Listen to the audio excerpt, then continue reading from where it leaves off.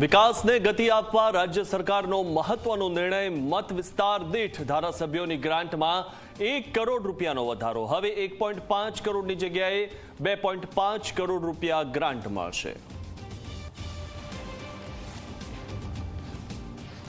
Ahmedabad riverfront પર કોંગ્રેસનું મહામંથન, પક્ષને વધુ મજબૂત બનાવવા રાષ્ટ્રીય અધિવેશનમાં ચર્ચા.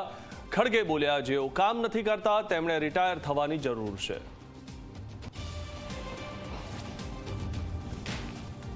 વિદેશી ધરતી પર વધુ એક ગુજરાતીની હત્યા. મૂળ નવસારીના યુવાનની ઓસ્ટ્રેલિયામાં હત્યા. ચપ્પુના ઘા ઝીકીને મિહિર દેસાઈને મોતને ઘાટ ઉતારાયો.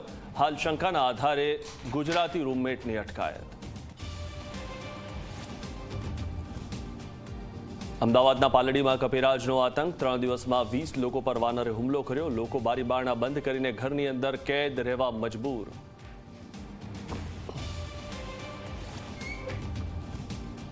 હવે હોમ લોનથી લઈને કાર લોન થશે સસ્તી. દેશવાસીઓને ભારતીય રિઝર્વ બેંક તરફથી મોટી રાહત. રેપો રેટમાં કર્યો 0.25% ઘટાડો. 6.25%થી ઘટાડીને 6% કરાયો repo rate. Reverse repo rate પણ ઘટ્યો.